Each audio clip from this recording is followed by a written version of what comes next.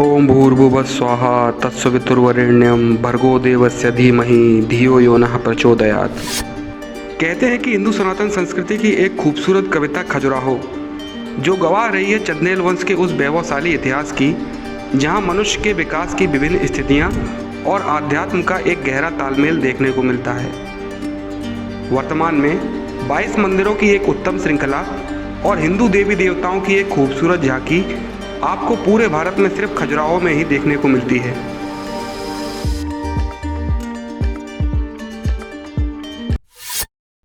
तो दोस्तों, स्वागत है आप सबका एक बार फिर मेरे YouTube चैनल पर। तो दोस्तों, मैं हूं आपका दोस्त रानू कुलश्रेष्ठ और मैं आज आपको लेके चलने वाला हूं खजुराहो के मंदिर की यात्रा पर, जो कि मध्य प्रदेश के छतरपुर से करीब 50 किलोमीटर की दूरी पर पड़ता है और हाईवे से करीबन 15 किलोमीटर अंदर की ओर पड़ता है। और यहाँ आप बस, ट्रेन या हवाई जहाज़ के माध्यम से भी पहुँच सकते हैं। तो दोस्तों, खजुराहो, जिसे कि प्राचीन काल में खजूरपुरा या खजूर वाहिका के नाम से जाना जाता था, और इसके बारे में यह माना जाता है कि यह पहले अपनी स्थिति और इतिहास से विलुप्त था। पर एक ब्रिटिश इंजीनियर टी.एस. बर्ट, जिसने कि खजुराहो की स्थिति और इतिहास की खोज की, और उसके बाद जो है इसे पूरे विश्व में पहचान मिली। तो दोस्तों, खजुराहो की बात जब भी हम करते हैं तो सबसे पहले उल्लेख मिलता है राजा चंद्रवर्मन का, जो कि उत्तर प्रदेश के बांदा जिले में स्थित कलिंजर प्रांत के राजा थे। कहते हैं कि राजा चंद्रवर्मन अपनी पत्नी और मां हेमावती के साथ यहां आए और भांडे यज्ञ संपन्न करवाया। कहा जाता है कि राजा चंद्रवर्मन ने यहाँ यज्ञ के लिए 85 वेदियाँ बनवाईं, और इन्हीं यज्ञ वेदियों को जगती बनाकर चंदेल वंश के 22 राजाओं ने यहाँ पर करीब 85 मंदिर बनवाए और महोबा को अपनी राजधानी बनाकर रहने लगे। लेकिन वर्तमान समय में इन 85 मंदिरों में से करीब 25 मंदिर ही शेष हैं, जिन्हें कि दक्षिणी और पश्चिमी समूह के नाम से जाना जाता है। तो दोस्तों, आज के वीडियो में हम आपको पश्चिमी समूह के मुख्य मंदिर दिखाएंगे, जिनके को अधिकांश टूरिस्ट देखने जाता है। तो दोस्तों, सबसे पहले चल रहे हैं हम मतंगेश्वर महादेव मंदिर। कहते हैं कि खजुराहो के प्राचीन मंदिरों के समूह में मतंगेश्वर महादेव सबसे पहला और पुराना मंदिर है, और वर्तमान में खजुराहो के पुराने मंदिरों में यही एक ऐसा मंदिर है जहां पूजा पाठ होती है। मंदिर के गर्भगृह में आपको 18 फीट की एक विशालकाय शिवलिंग देखने को मिलती है, जो 9 फीट बाहर की ओर और 9 फीट अंदर की ओर है। कहते हैं कि इस मंदिर का निर्माण राजा हर्षवर्मन ने सन 920 के लगभग करवाया था, और मंदिर के बारे में यह मान्यता है कि इसमें सबसे पहले राजा हर्षवर्मन ने मरकत मणि नाम की एक मणि की स्थापना की थी, जिसे कि भगवान शिव ने खुद युधिष्ठिर को दिया था, और युधिष्ठिर ने मतंग नाम के एक ऋषि को, और मतंग ऋषि ने राजा हर्षवर्मन को दिया था। कहते हैं कि वर्तमान में मतंग ऋषि के नाम पर ही इस मंदिर का नाम मतंगेश्वर महादेव पड़ गया। दोस्तों, अभी हम हैं वराह मंदिर में, जो कि भगवान विष्णु के वराह अवतार को समर्पित है। तो आइए चलकर देखते हैं इस मंदिर को। तो दोस्तों, लावा पत्थर की एक ऊंची रैंप पर बने बालू पत्थर का यह मंदिर लगभग सन 925 में बनाया गया था, और इस मंदिर में भगवान विष्णु के वराह अवतार की एक बड़ी सी प्रतिमा बनाई गई है। और इस मूर्ति की यह विशेषता है कि यह एक ही पत्थर से बनी हुई है, और इस पर अनगिनत देवी देवताओं की प्रतिमाएं भी बनी हुई हैं। वराह भगवान के इस रूप के नीचे शेषनाग को भी बड़े भक्ति भाव के साथ दिखाया गया है।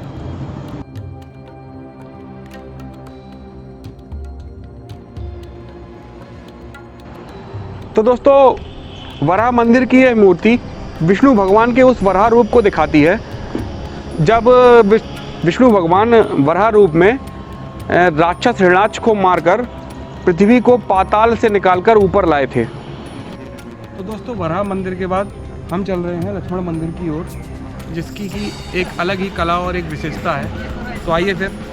तो दोस्तों, विष्णु भगवान को समर्पित इस मंदिर का निर्माण सन 930 में राजा यशोवर्मन ने करवाया था। कहते हैं कि राजा यशोवर्मन का नाम एक नाम लक्ष्मण वर्मन भी था, इसलिए इस मंदिर का नाम जो है लक्ष्मण मंदिर पड़ गया। लोकमत के अनुसार पंचायतन शैली में बने इस मंदिर का निर्माण मथुरा के 16,000 शिल्पकारों ने मिलकर 7 सालों में इस मंदिर का निर्माण किया था। विष्णु भगवान का यह लक्ष्मण मंदिर अपने आप में वैकुंठ धाम की एक कल्पना है और गर्भगृह में स्थित भगवान विष्णु की प्रतिमा उनके इसी विशेष रूप को दिखलाती है।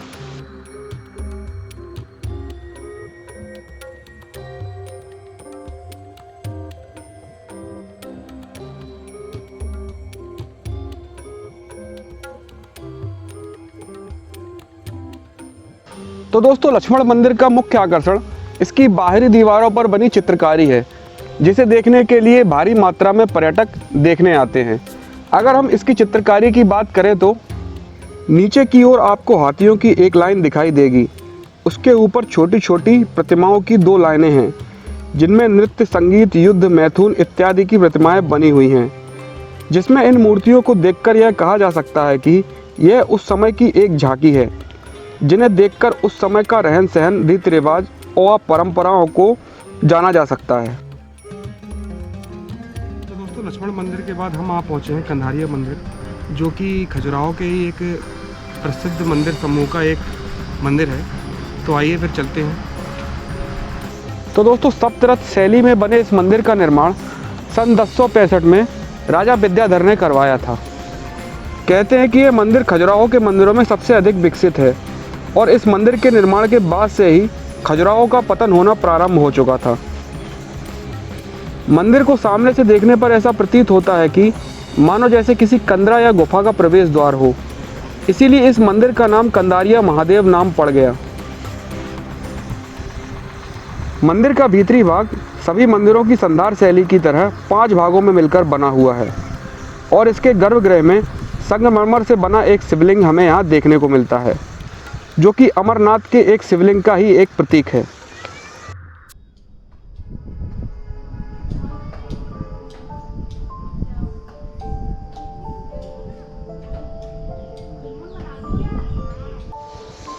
इसके अलावा दोस्तों, कंदारिया महादेव की बाहरी दीवारों पर बनी चित्रकारी की बात जब हम करते हैं तो हम यहाँ देखते हैं कि यहाँ हमें बहुत से देवी देवताओं, अप्सराओं और विभिन्न प्रकार के मैथुन मुद्रा की मूर्तियाँ हमें यहाँ देखने को मिलती हैं, जो उस समय के लोगों की विस्तृत सोच और एक अलग ही विस्तृत नज़रिए वाली संस्कृति को दिखाती है। इस मंदिर के बारे में कहते हैं कि जब राजा विद्याधर दूसरी बार महमूद गजनबी को परास्त करके भगाने में सफल हुए थे, तब उन्होंने इसे शिव की कृपा मानकर इस विशाल मंदिर का निर्माण करवाया था। तो दोस्तों, कंदारिया महादेव मंदिर के बाद हम पहुँचे हैं जगदम्बी मंदिर के टेंपल पर, जो कि खजुराहो के प्रसिद्ध मंदिरों के समूह में से एक ही मंदिर है। काफ़ी बड़ा मंदिर है, तो आइए इसको देखते हैं। तो दोस्तों, निरंधार शैली में बने इस मंदिर का निर्माण सन 1025 के आसपास बताया जाता है और इस मंदिर का निर्माण राजा धंगदेव के पुत्र गणदेव बर्मन ने करवाया था। माना जाता है कि पहले यह भगवान विष्णु का मंदिर था, लेकिन 1880 में छतरपुर के राजा ने मनियागढ़ से पार्वती माता की एक मूर्ति लाकर यहाँ स्थापित कर दी और तब से यह देवी जगदम्बा का मंदिर हो गया है। मंदिर के महामंडप के चबूतरे पर एक हवन कुंड भी बना हुआ है, जिसे देखकर ऐसा लगता है कि यह अभी का ही बना हुआ है, क्योंकि पुराने मंदिर में हवन कुंड की व्यवस्था नहीं थी। इस मंदिर के गर्भगृह में हमें यहाँ माँ पार्वती की प्रतिमा दिखलाई पड़ती है। तो दोस्तों, देवी जगदम्बा की मंदिर की बाहरी दीवारों पर बनी प्रतिमाओं की बात करते हैं तो हम देखते हैं कि हमें यहाँ मैथुन संबंधी प्रतिमाएं और कई और प्रेमी युगलों की प्रतिमाएं हमें यहाँ देखने को मिलती हैं, जो कि अपने आप में उस समय के लोगों की विस्तृत सोच और एक अलग तरह के नज़रिए वाली संस्कृति दिखलाई पड़ती है। तो दोस्तों, माता के मंदिर के बाद हम पहुँचे हैं चित्रगुप्त मंदिर, जो कि अपनी अलग और वास्तुकला और अपनी शैली के लिए जाना जाता है। तो चलकर देखते हैं इसके अंदर क्या है।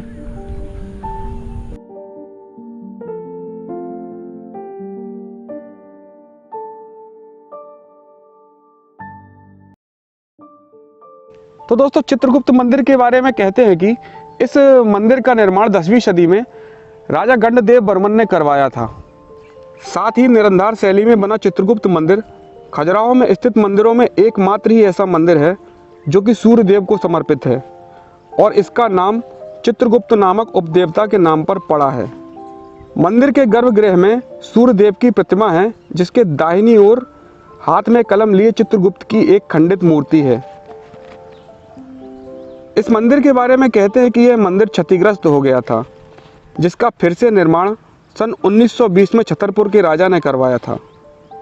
तो दोस्तों, चित्रगुप्त मंदिर की बाहरी दीवारों की चित्रकारी की बात अगर हम करते हैं तो हम देखते हैं कि इसमें आपको एक बड़ी मात्रा में प्रेमी युगलों, देवी देवताओं और अप्सराओं की प्रतिमाएं यहाँ देखने को मिलती हैं।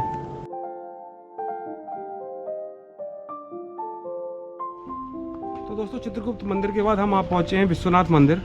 तो चलिए चलकर देखते हैं और जानते हैं इसके बारे में।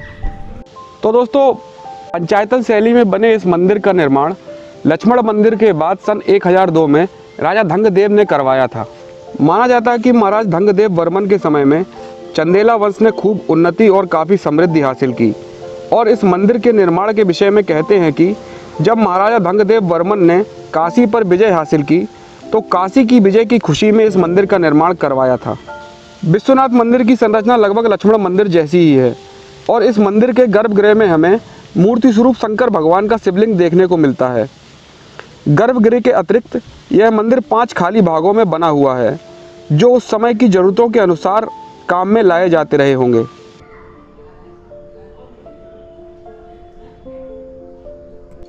तो दोस्तों, अब बात करते हैं विश्वनाथ मंदिर के बाहरी दीवारों पर बनी चित्रकारी की, जो कि खजुराहो में स्थित बाकी मंदिरों से थोड़ा अलग है। वैसे तो यह मंदिर भगवान शिव को समर्पित है, पर इसकी दीवारों पर शिव की शक्ति और माता के 7 रूप भी देखने को मिलते हैं। साथ ही उस समय के मानव से संबंधित दैनिक उत्सवों जैसे नृत्य, संगीत, रासलीला, विवाह, राजसभा से संबंधित मूर्तियां भी हमें देखने को एक बड़ी मात्रा में मिलती हैं।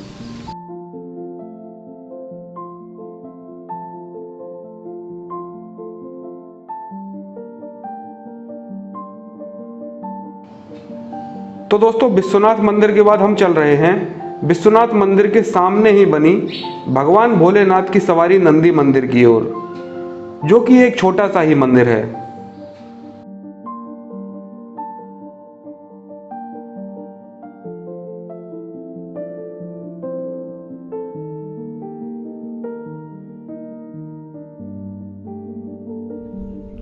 तो दोस्तों, आशा करता हूँ कि ये वीडियो आपको काफ़ी पसंद आया होगा। इस तरह के और वीडियो देखने के लिए सब्सक्राइब करें हमारे YouTube चैनल ट्रेवल विद को। तो दोस्तों, फिर मिलते हैं एक नई जगह और एक नए वीडियो के साथ।